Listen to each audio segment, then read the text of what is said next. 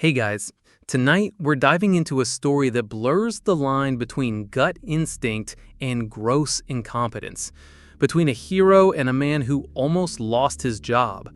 Imagine the pressure of being solely responsible for the safety of hundreds of people where your only partner is an animal who can't talk. Now imagine that partner, your perfectly trained million-dollar asset, suddenly going rogue in the worst possible way, at the worst possible time. This is one of those stories that really makes you question everything, and you probably shouldn't be listening to this alone. The tension here is a slow burn, the kind that makes you check the locks on your doors. So before you get comfortable, take a moment to like the video and subscribe, but only if you genuinely enjoy what I do here. It's a huge help. And for a bit of fun, drop a comment with where you're listening from and what time it is for you. I love seeing how far these stories travel. Now, dim the lights, maybe turn on a fan for that soft background hum, and let's ease into tonight's journey together. The air in the Bainbridge Island ferry terminal is thick with a familiar cocktail of scents. Diesel fumes from the idling boats, the cloying sweetness of cinnamon buns from a concession stand, and the faint, briny tang of the Puget Sound drifting in through the automatic doors. For you, it's just another Tuesday. For Max, the 4-year-old German Shepherd panting softly at your side, it's a symphony of 1,000 different stories. You feel the slight tension on his leash, the gentle pressure of his harness against your leg. He's a finely tuned instrument, a product of 10,000 hours of training, and you are his conductor. Your job is simple yet infinitely complex. You walk. You and Max are a mobile detection unit, a casual, strolling deterrent. You meander through the crowds of commuters, tourists, and island locals, a visible sign that security is being taken seriously. Max's calm demeanor is part of the act. He's trained to ignore the dropped hot dogs, the squealing children, the nervous energy of people late for their boat. He searches for one thing, and one thing only: the specific chemical compounds of explosive materials. His alert is subtle, a passive signal he's been taught since he was a pup. He sits. He doesn't bark, he doesn't lunge, he doesn't cause a scene. He simply sits, looks at the source, and then looks at you. It's elegant, efficient, and has never, not once, been wrong. You're making your third pass of the main concourse when it happens. It's not a sudden event, but a change in pressure. The steady, relaxed weight of Max on the leash vanishes, replaced by a rigid tension that runs from his collar, up the leather lead, and into your arm. You look down. Max isn't walking. He's frozen mid-stride, head cocked, ears erect, his entire body quivering. His nose is twitching, sampling the air with a frantic energy you haven't seen since his early training days. This isn't the calm and confident alert you know. This is something else, something agitated. "Easy, boy," you murmur, giving the leash a gentle tug, the standard command for him to refocus. He ignores it. His head snaps to the left, his gaze locking onto something in the river of people flowing towards the boarding ramp. He lets out a low growl, a sound so uncharacteristic it sends a jolt of pure adrenaline through your system. Max doesn't growl on duty, ever. You follow his line of sight, scanning the crowd. You see nothing. Just a sea of ordinary faces, backpacks, and rolling suitcases. "Max, heel." You command, your voice lower now, firmer. This is the moment where you re-establish control, where you remind him who's in charge. But Max does the unthinkable. He pulls. He digs his paws into the polished linoleum floor and leans into the harness, his powerful legs straining to drag you forward. Now people are starting to notice. A woman pulls her child closer. A few teenagers stop to point. You feel a hot flush of embarrassment creep up your neck. This is an officer's worst nightmare, a public loss of control. Then comes the bark. It's not a warning. It's a full-throated, frantic explosion of sound that echoes off the high glass ceilings of the terminal. It's a sound of panic. Every head within 100 feet snaps in your direction. Your radio, clipped to your shoulder, crackles to life. "Dispatch to K91, what's your status? We're getting calls about a disturbance." Before you can even answer, Max's focus narrows onto a single individual. It's a man in a slightly rumpled business suit, probably in his late 40s, talking on his phone while trying to manage a laptop bag in a ferry schedule. He looks more annoyed than anything. As Max's barking intensifies, you see an odd detail you'll replay in your mind 100 times later. The man doesn't just look startled by the noise, he physically winces, bringing a hand to his ear as if the specific frequency of the bark is causing him actual pain. It's a bizarre, outsized reaction. This is the point where procedure is clear. Your dog is compromised. He is not responding to commands. The protocol is to remove the animal from the area immediately to de-escalate. But as you plant your feet and lean back, using your entire body weight to haul him away from the scene, the businessman makes a small, almost insignificant movement. He shifts the strap of his laptop bag on his shoulder. That's all it takes. The instant his hand touches the bag, Max becomes a different animal. He lets out a guttural snarl and lunges. The force is so sudden, so violent, it rips the leash from your hand.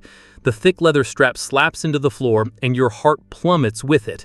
Your dog is now loose in a crowded ferry terminal, aggressively circling a civilian. You have maybe half a second to make a decision. Your training is screaming at you that this is a catastrophic failure. Your dog has fixated on a distraction, and you failed to control him. Legally, you are on incredibly thin ice. The precedent set by cases like Terry of Ohio requires you to have reasonable, articulable suspicion to detain someone.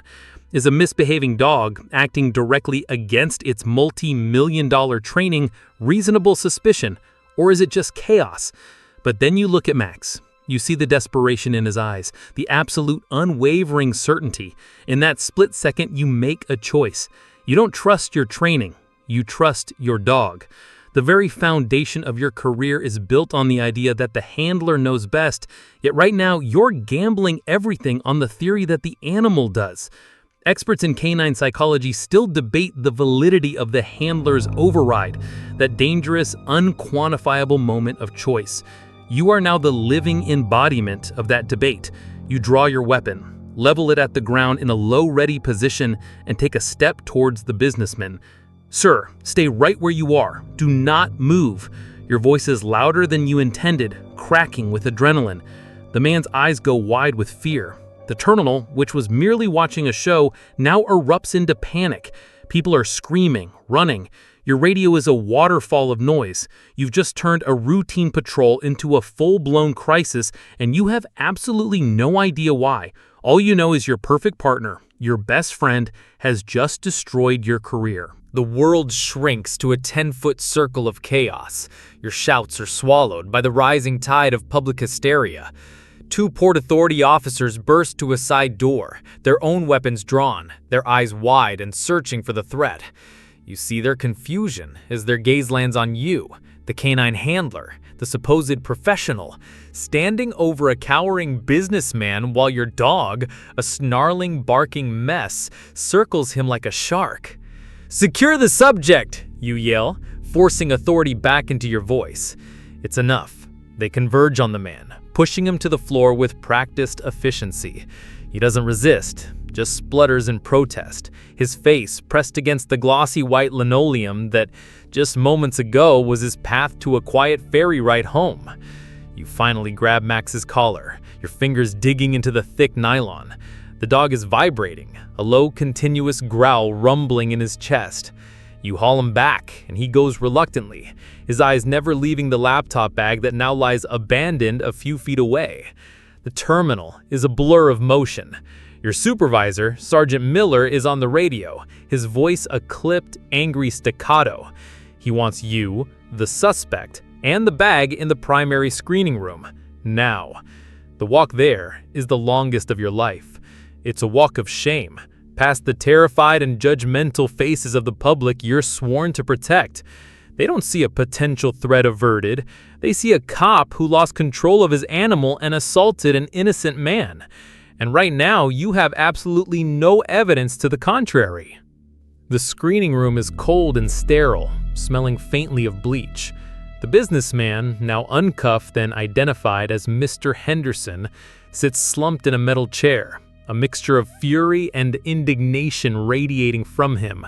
Sergeant Miller stands with his arms crossed, his face a granite mask of disappointment. He just gestures with his chin towards the laptop bag on the stainless steel table. "Well, let's see it," he says, his voice dangerously quiet. "Let's see the imminent threat that justified turning the entire terminal upside down."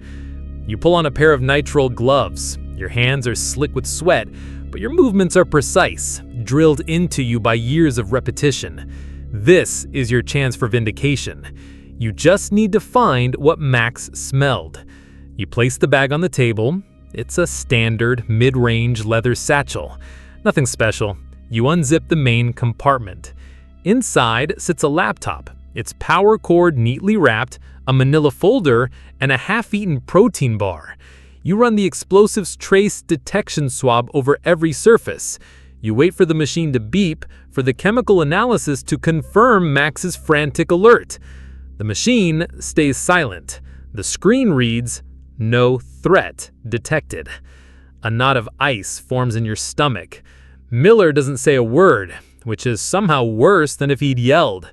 You move to the folder. You open it. Inside are quarterly budget reports for a mid-level software company. Boring, mundane. You check the side pockets, a pack of gum, a cheap ballpoint pen, a set of keys. You turn the bag upside down and shake it. A few crumpled receipts and a paperclip fall out. That's it. There is nothing. The silence in the room is deafening. Mr. Henderson finally speaks, his voice trembling with rage. "Are you done? Are you finished violating my rights? I want your badge number. I want your supervisor's badge number. I am filing a formal complaint, and I promise you, my lawyer will be in touch before you've finished your paperwork." This is the moment the legal framework of your job snaps shut like a bear trap. The entire stop, the detention, the public scene, it was all predicated on the legal principle of probable cause. Historically, a certified bomb dogs alert has been considered sufficient probable cause for a search. This is a precedent reinforced by cases like Florida versus Harris, where the Supreme Court affirmed that a drug dog's alert can justify a search. But there's a crucial catch. The dog must be reliable. Your dog just acted in a way that was the polar opposite of his training. Was it a valid alert or an equipment malfunction? "He's clean," Miller says, stating the obvious. He turns to you. "Get the dog out of here. Wait in the canine unit." He then turns to Henderson, his voice shifting to a placating, professional tone. "Sir, on behalf of the department, I sincerely apologize." You don't hear the rest. You clip the leash back onto Max's collar and pull him toward the door. As you leave, you notice something you'd logged but dismissed earlier. During the initial pat-down, Henderson was compliant, almost limp, but when the officer's hands brushed the inside pocket of his suit jacket, he flinched, pulling away instinctively. "Just my phone," he'd said quickly. The officer had him pull it out, a generic smartphone, and seeing nothing amiss, had moved on. At the time, it seemed like a normal reaction from a scared man. But now, in the sterile light of your failure, the memory feels off. Why was he more protective of his phone than the bag your dog was trying to tear apart? It's a tiny, insignificant detail in a mountain of catastrophic errors. You sit in the back of your department SUV, the engine off, the windows up. The air is hot and stagnant. Max is in his kennel in the back, but he isn't settled. He's whining, a high-pitched, insistent sound that's drilling a hole in your skull. He's still agitated. He still thinks the threat is real. Your radio crackles. It's Miller. "Dispatch, K91 is 10-8, but on administrative review pending an internal affairs investigation. A formal complaint has been filed by the civilian. Over." Administrative review. Internal affairs. Those are the words that end careers. You rest your forehead against the steering wheel. The smooth plastic is cool against your skin. You're forced to confront the debate that trainers and lawyers have argued for years. Can a handler inadvertently cue their dog? Did your own stress, your own boredom on a long shift, somehow transfer down the leash to Max? Did he read your tension and invent a threat to justify it? Or is the dog, an animal with a sense of smell 100,000 times more sensitive than yours, seeing a dimension of reality that you simply can't see? You risked everything on your partner. And your partner, for the first time in his decorated career, was catastrophically, humiliatingly wrong. Or was he? The whining from the back of the truck doesn't stop. It's a sound that says, "You're not listening." The order is explicit. Stand down and await instructions. That means you sit in your sweltering SUV and do nothing. Let the machine of internal affairs grind forward. Let the lawyers sharpen their pencils. Let your career dissolve into a cautionary tale they tell rookies. But Max's insistent whining from the back is a constant, maddening drumbeat against your skull. You missed it, you missed it, you missed it. You can't go back into the terminal. Miller would have your badge for that. But you can't sit here either. Your mind races, replaying the scene, a frantic search for the one detail that could turn this disaster around. The flinch. The man, Henderson, flinching when the officer patted down his jacket pocket. It was more than just being startled. It was a protective, almost practiced gesture. And then there was the weird reaction to Max's bark, the hand flying to his ear. An overreaction, maybe. Or maybe it was something else. Defiance feels like a physical thing, a hot coil in your gut. You kill the engine, grab your keychain, and walk to the back of the SUV. Max quiets the second you open the rear door, his brown eyes locking onto yours with an unnerving intelligence. You look at him, this animal who has just torpedoed your professional life, and you make another choice. You're already facing an IA investigation. Insubordination at this point feels less like a crime and more like a rounding error. You pull out your personal phone, not the department-issued one, and pull up the ferry terminal's public access security feed. The quality is grain, but it's live. You watch as Mr. Henderson, flanked by two apologetic-looking officers, is escorted back toward the boarding area. They're letting him go. He's going to get on that ferry, and with him will go any chance you have of understanding what just happened. The whine in your head sharpens. It's not Max anymore. It's your own intuition screaming at you. You walk back to the screening room, not through the main concourse, but through the back service corridors you know from countless drills. You position yourself in an alcove with a view of the room's main door. You watch as Miller hands Henderson a business card, likely for the department's public liaison. Henderson takes it, nods stiffly, and then turns to the table to collect his belongings. He picks up his laptop, his folder, his keys. He does not pick up the bag. "Aren't you forgetting something, sir?" Miller asks, gesturing to the satchel. Henderson gives a dismissive wave. "Keep it.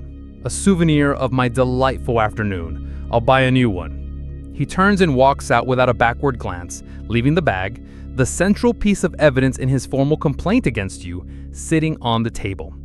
This is wrong. It's an oddity that screams louder than Max's barks. No one, not even an angry, wealthy businessman, just abandons a perfectly good leather bag.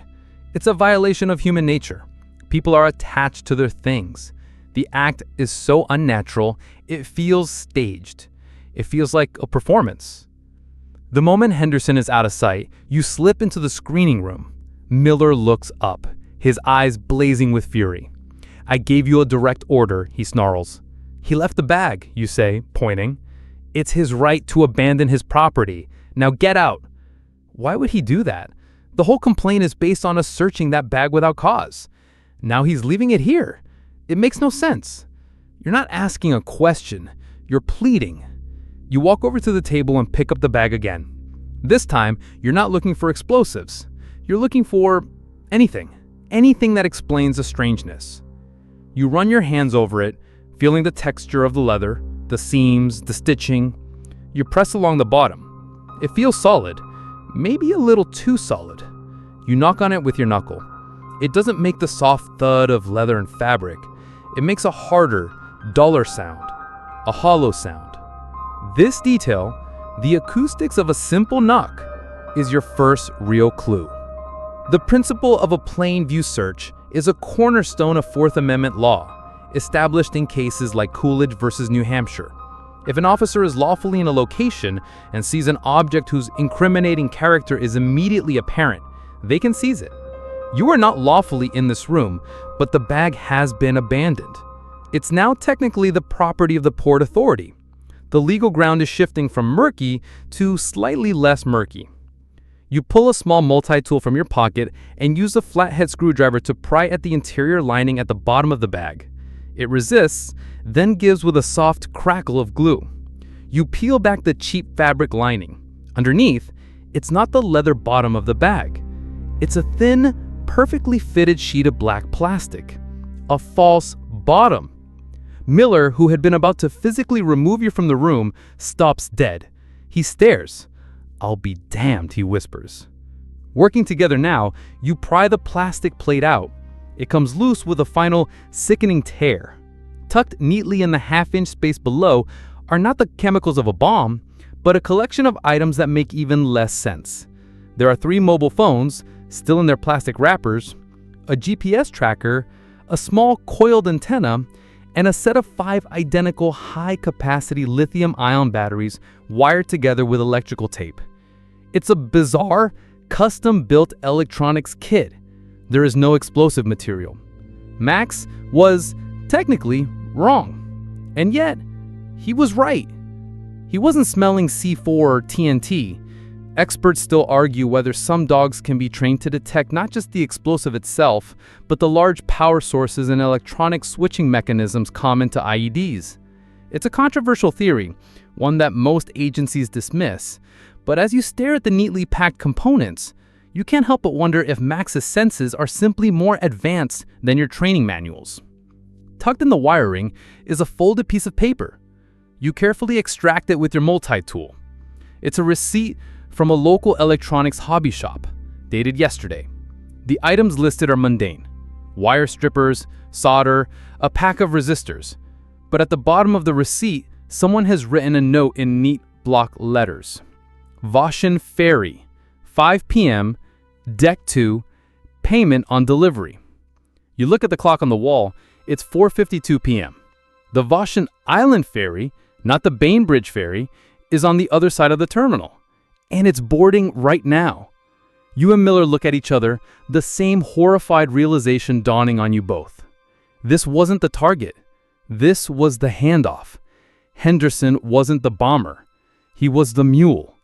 And you just let him go. The world snaps back into sharp, terrifying focus. The administrative review, the complaint, your bruised ego, it all evaporates, replaced by the cold, metallic taste of dread. The Vashon Ferry, Deck 2, 5 p.m. It's not just a note, it's a death sentence for every soul on that boat. Dispatch, this is Sergeant Miller. We have a credible bomb threat. Vashon Ferry, 5 p.m. departure. Repeat, credible bomb threat. Lock down the Vashon terminal. Do not let that vessel depart. I want all units converging now. Miller is already moving, his voice a hammer of authority on the radio. The sterile screening room becomes the sudden, chaotic heart of a massive emergency response. You're a step behind him, your mind a frantic mess of calculations. Henderson, he played you. He played all of you. He knew the protocol. He knew a canine alert on his bag would trigger a specific, contained response. He endured the public humiliation, the brief detention, knowing that the search would turn up nothing. It was a brilliant, cynical piece of misdirection.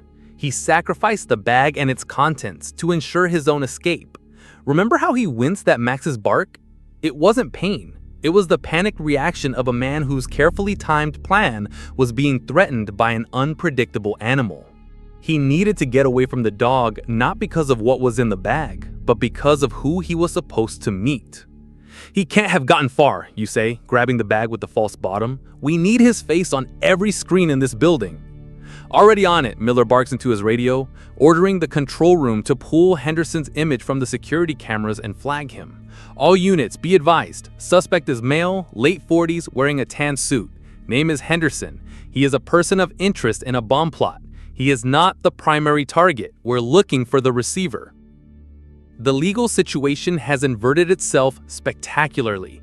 A moment ago, you were facing a lawsuit for an illegal search. Now the contents of that very search provide the exigent circumstances needed for a full-scale lockdown. The Supreme Court case Warden v. Hayden established the hot pursuit exception to warrant requirements, allowing officers to chase suspects into private places.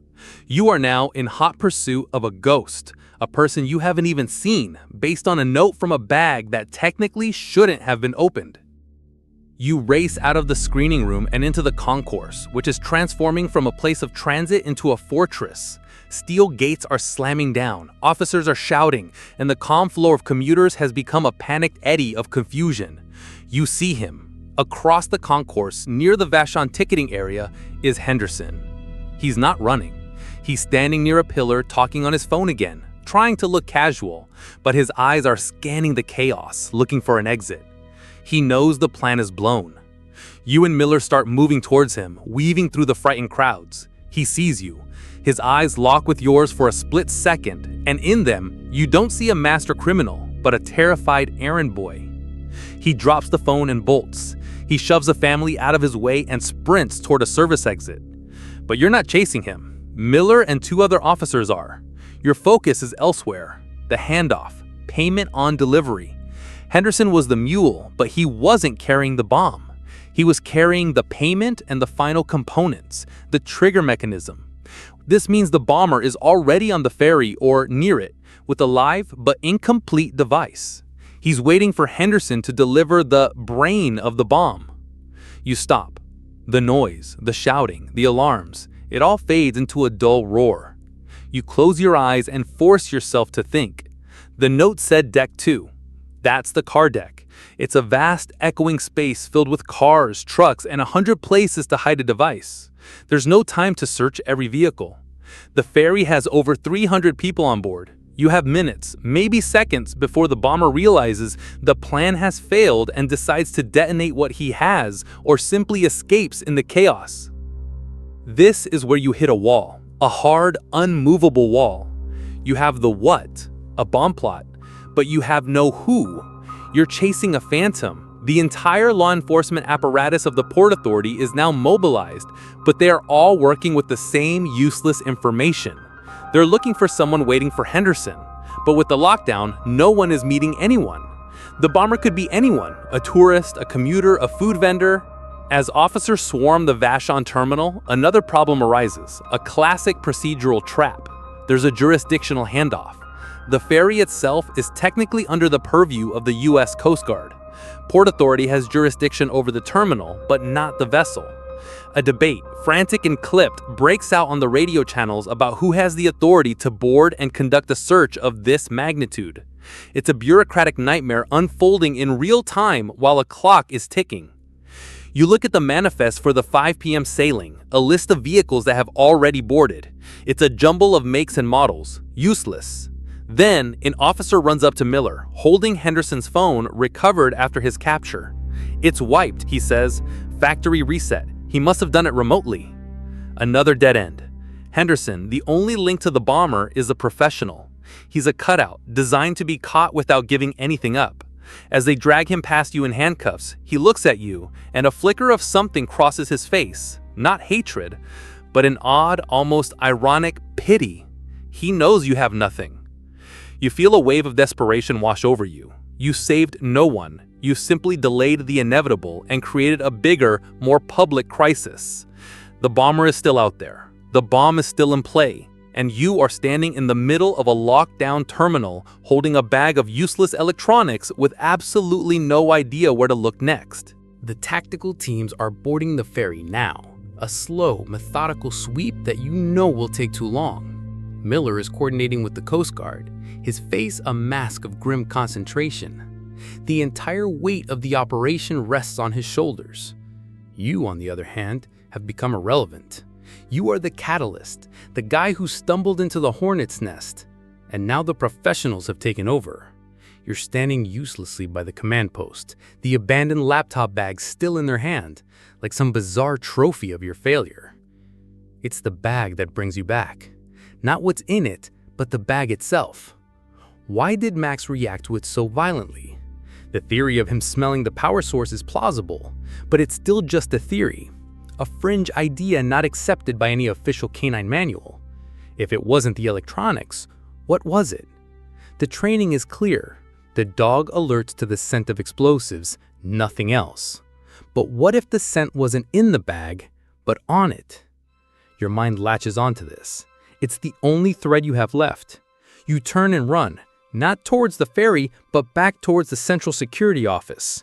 I need the footage from the main concourse, you tell the bewildered technician. From about 15 minutes before the incident, I need to see who Henderson came into contact with. The whole system is focused on the Vashon terminal right now, he protests. We're tracking a dozen potential, now you shout, with an authority you don't feel. He flinches and complies, his fingers flying across the keyboard. The wall of monitors, previously showing live feeds, flickers to recorded footage from an hour ago. You watch Henderson walk into the terminal. He moves like any other traveler, anonymous in the crowd. You fast forward, watching his path. He buys a coffee. He stands near the departures board. He doesn't talk to anyone. He doesn't brush up against anyone. He is a ghost. It's another dead end. You feel a surge of frustration. Wait, you say. Go back to the entrance. The technician rewinds the footage. Play it in slow motion. You watch Henderson enter through the main sliding doors. He's holding the bag in his right hand. As he steps inside, a janitor is mopping the floor right near the entrance. The janitor is a man you've seen 100 times, a fixture of the terminal, part of the background scenery. He's old, maybe in his late 60s, with a weary slump to his shoulders. As Henderson passes, the janitor strains up to move his bucket out of the way. For a fraction of a second, the laptop bag in Henderson's hand swings out and brushes against the janitor's faded blue coveralls.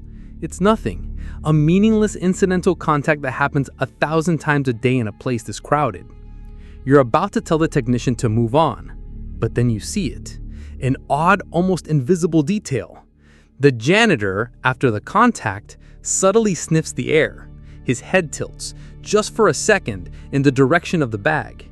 It's the gesture of a man checking for a lingering smell.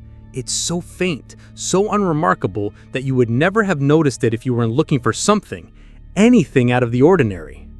The established legal theory of third-party consent allows someone to consent to a search of property if they have common authority over it. It's a complex legal area, often debated in court. Right now, you are stretching a different kind of third-party principle to its breaking point, the idea of scent transfer. Could a scent strong enough for a dog to detect transfer from one person to another with such fleeting contact? It seems impossible. Who is he, I ask, pointing at the janitor on the screen. The tech types a few keys. That's Arthur Pence. He's worked here for 12 years. Clean record. Due to retire next month. An old man on the verge of retirement. He's the least likely suspect imaginable. But the image is stuck in your head. The bag brushing against his leg. What if the bomb maker, the man who handled the actual explosive compounds, was Arthur? What if he assembled the device and in doing so contaminated his own clothes with trace amounts of chemical residue? He then passes the mule, Henderson, and that tiny, incidental contact is enough to transfer a few microscopic particles onto the surface of the bag. It wouldn't be enough for the ETD swab to detect, but for Max, whose nose is a living mass spectrometer, it would be a roaring signal. This changes everything. Max wasn't alerting on the bag, he was alerting on a scent on the bag. And he wasn't barking at Henderson because Henderson was the threat. He was barking at Henderson because Henderson was carrying the scent of the real threat. Your dog wasn't wrong. He was just infinitely more precise than you were. He was tracing a ghost scent. Remember, the other detail? Henderson's bizarre pained reaction to the bark. It wasn't just panic. You pull out your phone and do a quick search for hyperacusis, a condition involving an oversensitivity to certain frequencies and volumes of sound. It's often linked to anxiety in high-stress situations. Henderson wasn't just nervous. He was so consumed by the stress of his role that the dog's bark was physically painful. He was a tightly wound spring, and Max's bark was the thing that finally broke him. "Where's Pence now?" you ask, your voice tight. The technician scans the live feeds. His shift ended at 4:30. Looks like he clocked out. Yeah, there he is. He left through the employee exit on the north side about 20 minutes ago. You feel a cold certainty settle in your bones. He's not on the ferry. He's not waiting for a handoff that he knows will never come. He's smarter than that. The whole plan, the mule, the fake components, the abandoned bag, it was all a shell game designed to send you and every other cop in the building running in the wrong direction, focused on a ferry that was never the real target. The note on the receipt was a lie, a piece of theater. So where is he? And more importantly, where is the bomb? You look back at the footage, at the old janitor with his mop and bucket. He's invisible, part of the scenery. Someone who could go anywhere in this terminal, into any closet, any maintenance tunnel, any restricted area without anyone ever giving him a second look. And for the last 12 years, he's been learning its secrets, its blind spots, its vulnerabilities. You grab your radio. Miller, it's me. Forget the ferry. The target isn't the boat, it's the terminal. There's a moment of dead silence on the radio. You can almost hear Miller processing the monumental shift in your theory. Every resource, every officer, the Coast Guard, the bomb squad, they are all focused on the Vashon ferry, a vessel that you're now claiming is a decoy. Explain. Miller's voice crackles back, stripped of all emotion. It's a command, not a question. You relay your hypothesis as concisely as you can. The scent transfer, the janitor, Arthur Pence, the misdirection, the fact that he could access every inch of this building. The note was bait, Sergeant, you finish, your voice filled with a conviction that surprises even you. Pence built the device, dusted the mule's bag with trace residue, and sent him on a fool's errand. While we're chasing our tails, he's putting the real bomb somewhere else. It's a huge inferential leap. Legally, you have almost nothing. The concept of scent transfer as evidence is highly contentious in court. It's often challenged as being too speculative. The landmark case Daubert versus Merrill Dow Pharmaceuticals set the standard for admitting scientific testimony, requiring it to be based on tested, reliable, and widely accepted principles. Your theory about Max detecting microscopic particles from a fleeting touch would likely not meet the Daubert standard in a trial. But you're not in a trial. You're in a race. Where is he? Miller asks. His shift ended 20 minutes ago. He clocked out, but I don't think he left. He wouldn't risk trying to get through the lockdown. He's still here, hiding, or waiting. Miller makes his decision. Tactical teams stand down at the ferry. EOD with me. We're sweeping the terminal. Pull up Pence's employee photo and distribute it to all units. He is now the primary suspect. He is to be considered armed and extremely dangerous. The great machine of law enforcement slowly, grudgingly begins to turn. It's like trying to steer a battleship with a canoe paddle. Officers who were securing the ferry now have to be redeployed. The public who were being held at the perimeter of the Vashon dock now have to be pushed back even further, creating more confusion and panic. You've thrown a grenade in the middle of your own command structure. You don't wait. You have a head start. You know this place. Not like Pence, who knows its hidden guts, but you know the patrol routes, the public areas. Where would you hide a bomb? Not somewhere obvious. You'd want maximum damage, structural integrity. You think of the main concourse with its huge, unsupported glass ceiling. A blast in one of the central support columns would bring the whole thing down. You race towards the concourse, scanning the large, round columns that support the roof. They're covered in decorative paneling. You run to the nearest one and start pulling at the panels. They're screwed on tight. You don't have time for this. Then you see him. It's not a dramatic reveal. On the far side of the now empty concourse, a single door to a janitor's closet is slowly closing. It's a heavy fire door, designed to close automatically, but it's moving with an unnatural slowness, as if something is caught in the jam. You see a flash of faded blue fabric pull back just before it clicks shut. You draw your weapon, and start moving across the vast, open space, feeling terribly exposed. Every sound echoes, your footsteps, your own breathing. You reach the closet door. It's unmarked, just a plain metal door you've walked past 1,000 times. You put your ear to it and listen. Nothing. You motion to 2 officers who have just entered the concourse. They see your signal and move to flank the door, weapons ready. You nod once, then grab the handle and throw the door open. The closet is tiny, no bigger than a small bathroom, packed with shelves of cleaning supplies. And sitting on an overturned bucket, looking impossibly old and tired, is Arthur Pence. He doesn't look like a bomber. He looks like a grandfather who has just been woken from a nap. He's not holding a weapon. He's holding a half-eaten sandwich. He looks at your gun, then at your face, and sighs. It's a weary, disappointed sound. "You were supposed to be on the boat," he says, his voice raspy. "It's over, Arthur. Where is the device?" He takes another slow bite of his sandwich. The sheer, baffling normality of the act is more disorienting than any resistance would have been. He chews, swallows, and then looks at you. "The device is exactly where I intended it to be." This is the confession, the moment everything hinges on. Under the legal principle established in Miranda versus Arizona, a suspect in custody must be read their rights before being interrogated. Pence is not technically in custody yet. You're in a high-stakes standoff. His spontaneous utterance is admissible. "The ferry was a clever touch," you say, trying to keep him talking. "The mule, the note, you sent us all on a wild goose chase." A flicker of pride crosses his face. "Henderson was a true believer. Found him on the internet. A sad little man, angry at the world. He was so eager to be a martyr he never even asked to see the bomb he was supposedly helping to plant."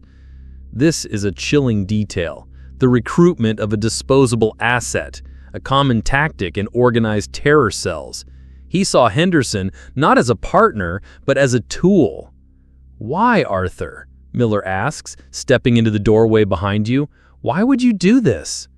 Arthur Pence looks past you, his gaze unfocused, as if seeing something else.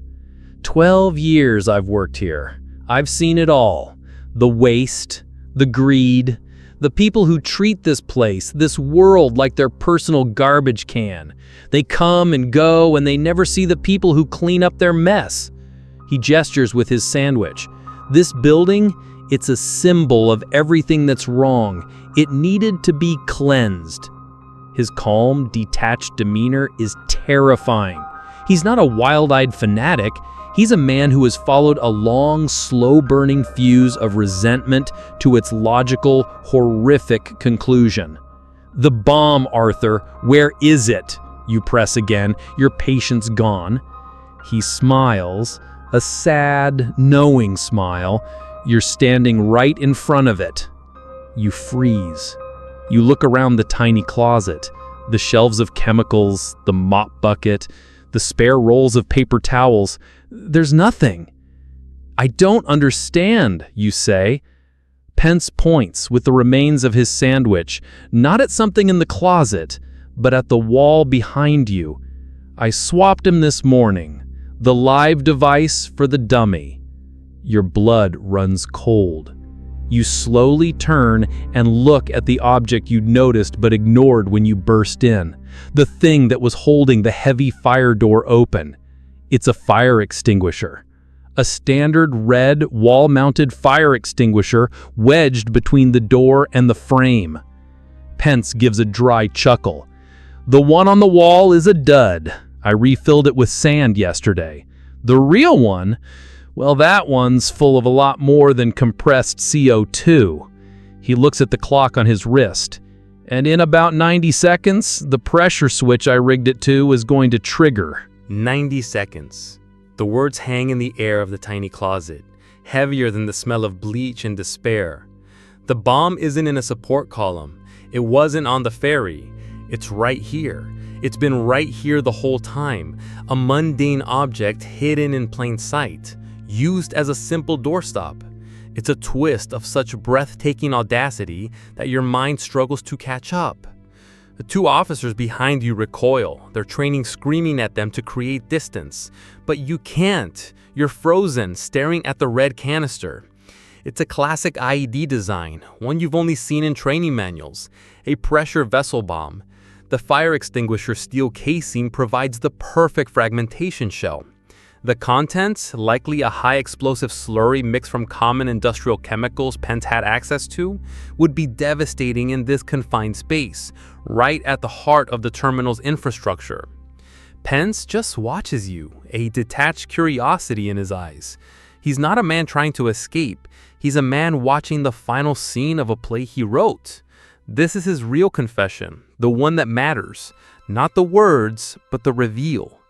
Under the legal doctrine known as dying declarations, statements made by a person who believes they are about to die are often admissible in court as an exception to hearsay. Pence isn't dying, but he has created a situation of such imminent peril that his confession carries the same weight of finality. He believes his life's work is about to be complete. Your brain reboots. EOD, we need EOD in the central concourse, west side janitor's closet, now, you scream into your radio, but you know they'll never make it. 60 seconds. You look at Pence. How do I stop it? He just shakes his head slowly. You can't. It's a simple pressure switch. I pull it out, it starts a timer. There's no off switch. I wanted to be sure. The irony is crushing. He built a bomb that even he couldn't stop. It's a final, nihilistic act. But as you look at the device, you see it. The odd, unusual detail that might just save you. The nozzle. The standard black plastic nozzle of the fire extinguisher is gone. In its place is a crudely fashioned brass fitting, the kind you might find on a garden hose or an industrial pressure washer. It's sealed with a thick, messy layer of plumber's putty. This isn't the work of a master craftsman. It's the work of a janitor. A man who is brilliant at planning but clumsy with tools. The brass fitting is his mistake. It's the weak point. 40 seconds.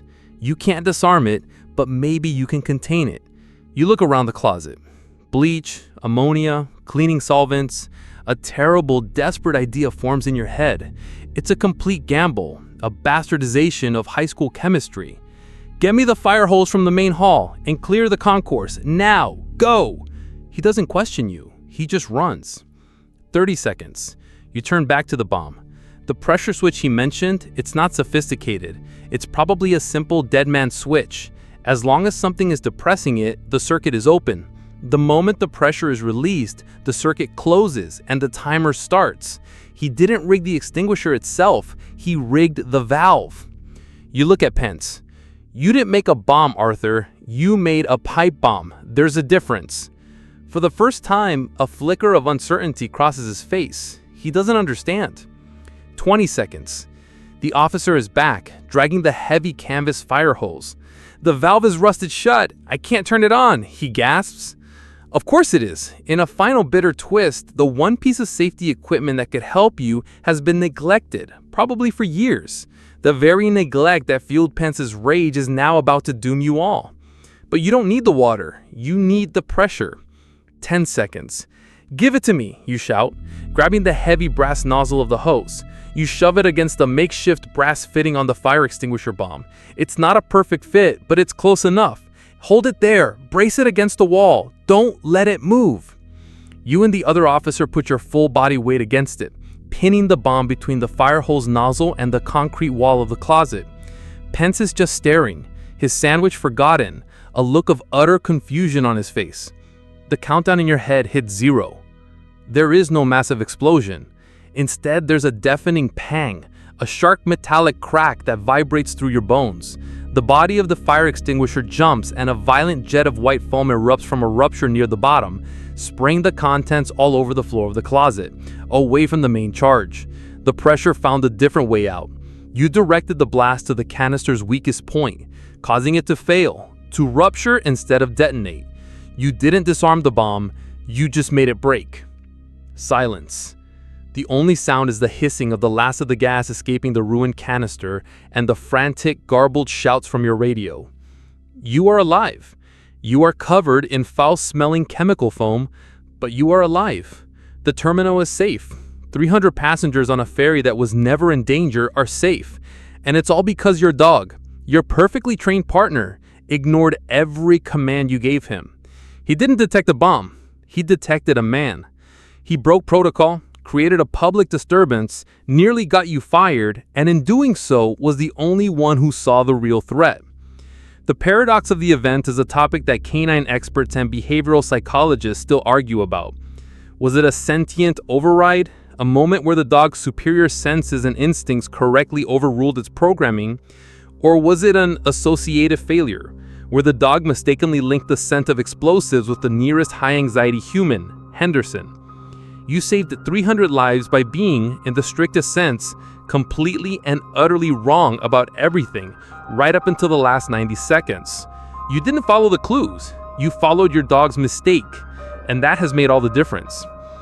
You look at Arthur Pence, a small, defeated old man sitting amidst the ruin of his grand statement, and you finally understand. The real bomb was never the device. It was the quiet, invisible man you never saw. The adrenaline recedes slowly, leaving behind a profound weariness that settles deep in your bones. The aftermath is a blur of noise and official procedure. The bomb squad securing the fizzled device, the FBI taking custody of a silent and broken Arthur Pence, and the endless stream of reports and debriefings. But as the terminal quiets and the first signs of dawn streak the sky over the Puget Sound, the true weight of the night's events begins to sink in. It wasn't a single heroic moment of discovery, but a fragile chain of flawed assumptions, lucky guesses, and one dog's inexplicable behavior that held disaster at bay. The story of that night would become a lesson in humility, a stark reminder that sometimes the most valuable asset isn't a perfectly executed plan, but the willingness to trust an instinct that defies all logic. These are the stories that stay with you, the ones that whisper in the quiet hours, reminding us how thin the line is between order and chaos. Thank you for joining me on this journey tonight. These complex human stories are the reason I do this, and sharing them with this community means the world to me. If you found yourself holding your breath, please take a moment to hit that like button, and maybe share this video with someone who appreciates a story that's more than just headlines. Every comment, every subscription helps this channel grow and allows me to bring more of these incredible cases to light. I'll be back soon with another story that will keep you on the edge of your seat. Until then, take care of yourselves and each other.